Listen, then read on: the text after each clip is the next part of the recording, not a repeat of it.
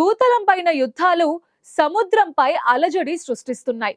ఎంకి పెళ్లి సుబ్బి చావుకొచ్చిందన్న చందంగా ఇజ్రాయెల్ గాజాపై చేస్తున్న యుద్ధం కారణంగా అది అనేక రకాలుగా విస్తరిస్తోంది.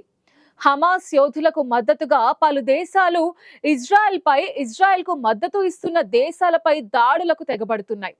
అందులో హైతీ రెబెల్స్ అనబడే ముష్కరుల నౌకలను లక్ష్యంగా చేసుకుని దాడులు చేస్తున్నారు.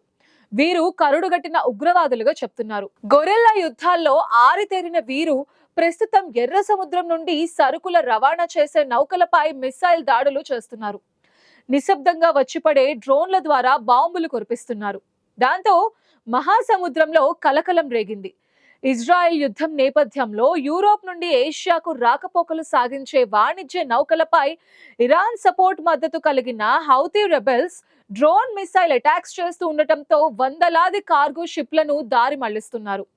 ప్రస్తుతం యూరోప్ నుండి భారతదేశం సహా ఏషియా దేశాలకు వెళ్లే నౌకలకు ఎర్ర సముద్రం ద్వారానే షార్ట్ కట్ రూట్ ఉంది. యూరోప్ నుండి మధ్యధరా సముద్రం గుండా ఈజిప్ట్ లోని సుయాజ్ కెనాల్ ను దాటి ఎర్ర సముద్రం గుండా ద్వారా హిందూ మహాసముద్రం మీదుగా ఏషియా షిప్స్ వెళ్తున్నాయి.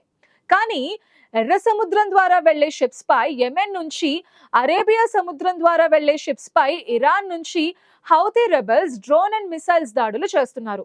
హౌతీలకు ఇరాన్ పూర్తి స్థాయిలో సహాయ సహకారాలు అందజేస్తోంది. గాజాపై ఇజ్రాయెల్ యుద్ధం మొదలైన తర్వాత హమాస్ మిలిటెంట్స్ కి మద్దతులుగా హౌతీలు దాడులు పెంచారు. దీంతో అనేక షిప్పింగ్ కంపెనీస్ తమ కార్గో షిప్స్ ని యూరోప్ నుండి ఆఫ్రికా చుట్టూ తిరిగి ఇండియన్ ఓషన్ మీదుగా ఇండియాకి, ఇతర ఏషియా దేశాలకు పంపుతున్నాయి. దీంతో సరుకు రవాణాకు సమయం, ఖర్చు భారీగా పెరుగుతోంది. ఫలితంగా ఏషియా దేశాల్లో చమురు ధరలు కూడా భారీగా పెరిగే ప్రమాదం ఉంటున్నారు వ్యాపార వర్గాలు. ఆఫ్రికా చుట్టూ తిరిగి రావటం వల్ల కార్గో ధరలు రెట్టింపు కానున్నాయి.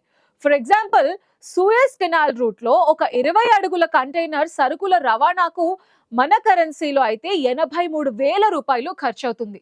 మరి ఇప్పుడు ఎర్ర సముద్రం వదిలి ఆఫ్రికా చుట్టూ ఉన్న రూట్ లో వెళ్లాలంటే 1.66 లక్షల రూపాయలకు పైనే ఖర్చు కానుంది. ఎర్ర సముద్రం ప్రపంచ నౌకా రవాణా రంగంలో అత్యంత కీలక మార్గంగా మారి చాలా కాలమైంది.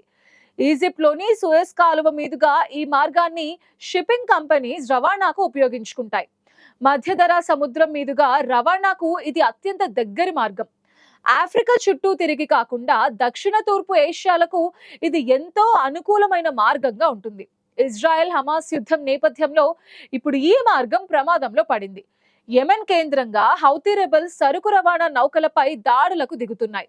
పైగా నౌక రవాణా రంగంలో హిందూ మహాసముద్రం కీలక పాత్ర పోషిస్తుంది. దీనికి మలక్కా, హెర్ముజ్, బాబెల్ మండబ్ జలసంధులు అత్యంత కీలకమైనవి. ప్రపంచంలోని 40% చమురు ఈ 3 జలసంధుల మీదుగానే రవాణా అవుతోంది. ఈ మార్గాలకు అడ్డంకులు సృష్టించడం ఆందోళనకరంగా మారింది. హౌతీ దాడులతో బెంబేలెత్తిపోయిన షిప్పింగ్ కంపెనీస్ ప్రత్యామ్నాయ మార్గాన్ని ఎంచుకుంటున్నాయి. బాబెల్ మండబ్ మార్గంలో నౌకలను తిప్పబోమని ప్రకటించాయి. ఇది అంతర్జాతీయ వాణిజ్యంపై 10% ప్రభావం చూపనుంది. ఎర్ర సముద్రం మీదుగా 35% రవాణాను ఆపేశాయి. మార్క్స్, ఎంఎస్సి, హపాగ్లాయిడ్ కంపెనీస్ రవాణాను నిలిపివేశాయి. బీపీ చమురు కంపెనీ రవాణాను ఆపేసింది. ఏషియా దేశాలు, ఈజిప్ట్, ఈశాన్య ఐరోపాకు భారత్ నౌకల ద్వారా సరుకు రవాణా చేస్తున్నాయి. ఇందుకు ఎర్ర సముద్ర మార్గాన్ని వినియోగించుకుంటున్నారు.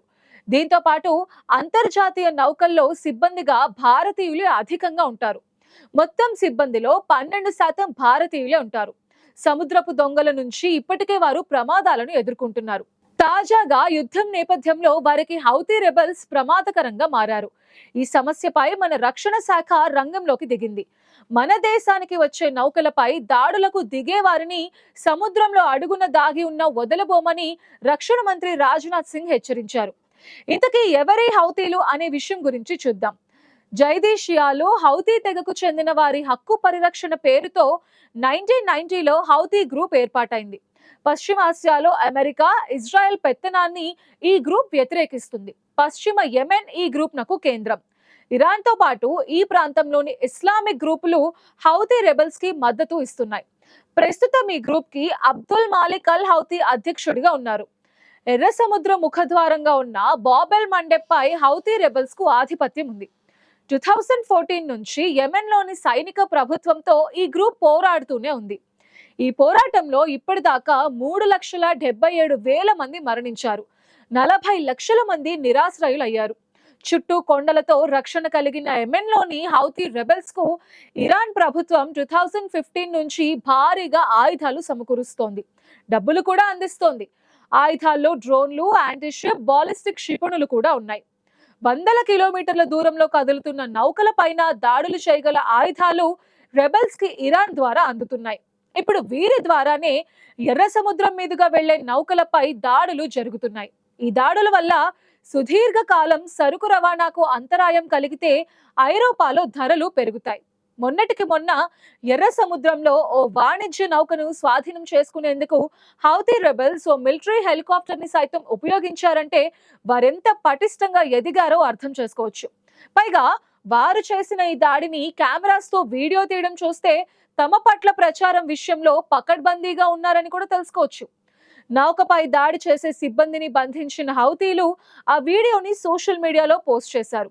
వీరి దాడులు ప్రస్తుతం ప్రపంచ దేశాలను ఆందోళనలో పడేశాయి. ఈజిప్ట్ లోని సుయాజ్ నుంచి గల్ఫ్ ఆఫ్ ఎడెన్ ను ఆనుకుని ఉండే బాబెల్ మండబ్ జలసంధి వరకు 1930 కిలోమీటర్స్ పొడవున ఈ రెడ్ సీ ఉంటుంది. అటు ఇటు ఎడారులే ఉండటంతో ఎర్ర సముద్రంలో నదులేవి కలిసే అవకాశమే లేదు. అందుకే ఈ సముద్రపు నీటిలో లవణాల గాఢత ఎక్కువగా ఉంటుంది. మిగతా సముద్రాలతో పోలిస్తే ఎర్ర సముద్రం నీటిలో వేడి కూడా ఎక్కువేనని నిపుణులు చెప్తున్నారు. సూయజ్ కెనాల్ తవ్విన తర్వాత ఈ మార్గం ప్రాధాన్యం పెరిగింది. ఎర్ర సముద్రానికి ఒకవైపు ఈజిప్ట్, సుడాన్, ఎరిట్రియా, మరోవైపు సౌదీ అరేబియా, యెమెన్ ఉన్నాయి. ఎర్ర సముద్రాన్ని ఆనుకుని ఉన్న దేశాల్లో 5 రకాల కీలక ఖనిజాల వనరులు ఉన్నాయి. ఇందులో అత్యంత ప్రధానమైనవి చమురు, సహజ వాయువు. అందుకే ఇక్కడ ఏ చిన్న అలజడి తలెత్తినా దాని ప్రభావం ప్రపంచ వ్యాప్తంగా చమురు ధరలపై పడుతుంది. సూయజ్ కెనాల్ తవ్వక ముందు యూరోప్ దేశాల నుండి బయలుదేరిన నౌక ఏషియా దేశాలకు చేరుకోవాలంటే ఆఫ్రికా ఖండాన్ని చుట్టి రావాల్సి వచ్చేది. ఈ కాలువ తవ్విన తర్వాత యూరోప్ దేశాల్లో బయలుదేరిన నౌక ఏషియా దేశాలకు చేరుకోవడంలో వేగం పెరిగింది. ఇది ప్రపంచ వాణిజ్యాన్ని కొత్త మలుపు తిప్పిన అంశం. ప్రస్తుతం మన దేశం కూడా తమ నౌకలను రక్షించుకునేందుకు 3 యుద్ధ నౌకలను ఎర్ర సముద్రానికి తరలించింది. ఎయిర్ ఫోర్స్ విమానాలు సైతం రక్షణగా వెళ్లినట్టు సమాచారం.